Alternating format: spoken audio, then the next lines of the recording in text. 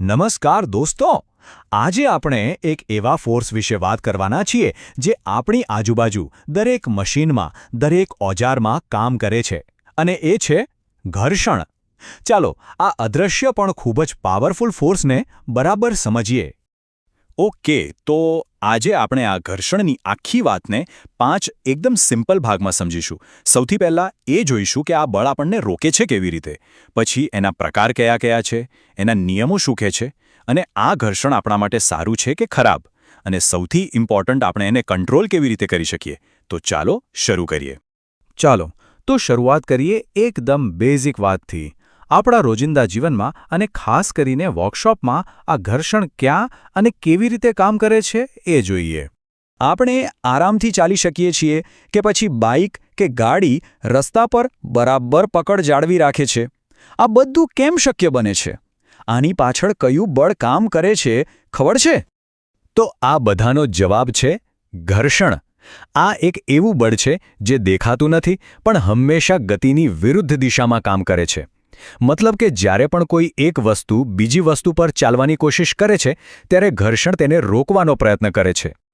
ચાલો હવે જ્યારે આપણને ખબર પડી ગઈ કે ઘર્ષણ શું છે તો હવે એના અલગ અલગ પ્રકારોને જોઈએ.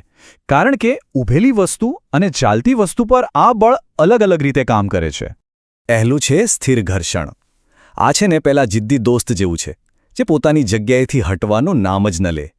વિચારો, વર્કશોપમાં કોઈ ભારે મશીન કે બોક્સને જમીન પરથી ખસેડવું હોય તો શરૂઆતમાં જે જોર લગાવવું પડે છે ને, બસ એ જ છે સ્થિર ઘર્ષણ. જ્યાં સુધી તમે એનાથી વધારે તાકાત નહીં લગાવો ત્યાં સુધી એ ટસનું મસ નહીં થાય. પણ જેવું એ બોક્સ ખસવાનું શરૂ થાય પછી શું?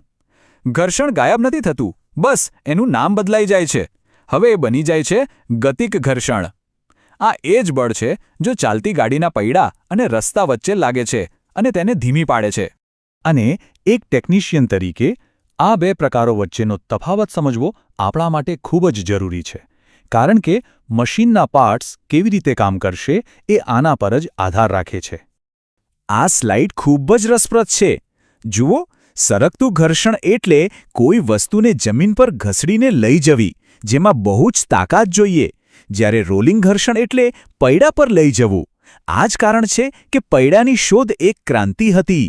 એનાથી ખૂબ વધારે અવરોધવાળા સરકતા ઘર્ષણને ઓછા અવરોધવાળા રોલિંગ ઘર્ષણમાં બદલી શકાયું. હવે આ ઘર્ષણ એમનેમ કામ નથી કરતું.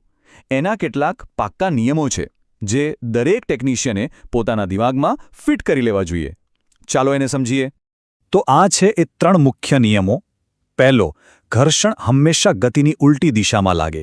બીજો, સપાટી કેટલી ખરબચડી છે એના પર ઘર્ષણનો આધાર છે, જેમ કે કાચ પર ઘર્ષણ ઓછું હોય અને રફ ફાઇલ પર વધારે. અને ત્રીજો નિયમ, જે સૌથી વધુ આશ્ચર્યજનક છે, કે સંપર્ક એરિયા કેટલો છે એનાથી ઘર્ષણને કોઈ ફરક નથી પડતો. તો સવાલ એ છે કે આ ઘર્ષણ આપણું દોસ્ત છે કે દુશ્મન? કારણ કે એક બાજુ એ આપણને ચાલવામાં મદદ કરે છે તો બીજી બાજુ મશીનના પાર્ટ્સને ઘસી નાખે છે. ચાલો આના ફાયદા અને નુકસાન બંને પર એક નજર કરીએ. અહીંયા જુઓ કેટલું સ્પષ્ટ છે.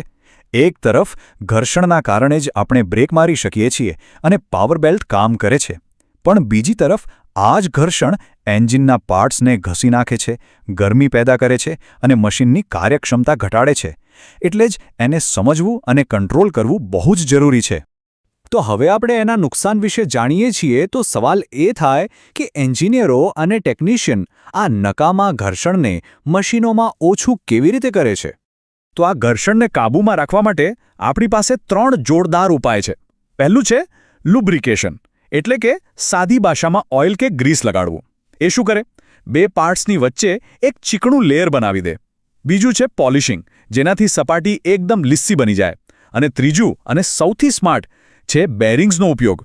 આ બોલ બેરિંગ્સ છે ને એ સરકવાને બદલે ગબડવાનું કામ કરે, એટલે ઘર્ષણ એકદમ ઘટી જાય. તો આખી વાતનો સાર એ જ છે કે ઘર્ષણને સમજવું એ માત્ર થિયરી નથી. એક સારા ટેકનિશિયન તરીકે આ બળને કંટ્રોલ કરવું એ આપણી મુખ્ય આવડત છે.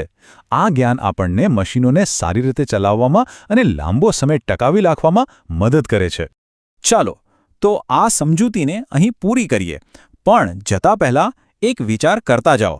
જો દુનિયામાંથી ઘર્ષણ ગાયબ થઈ જાય તો આપણે રોજ વાપરીએ છીએ એવું કયું મશીન કે ઓજાર સૌથી પહેલાં નકામું થઈ જશે? આ અદૃશ્ય બળ આપણા કામ માટે કેટલું જરૂરી છે એ ક્યારેય ન ભૂલતા.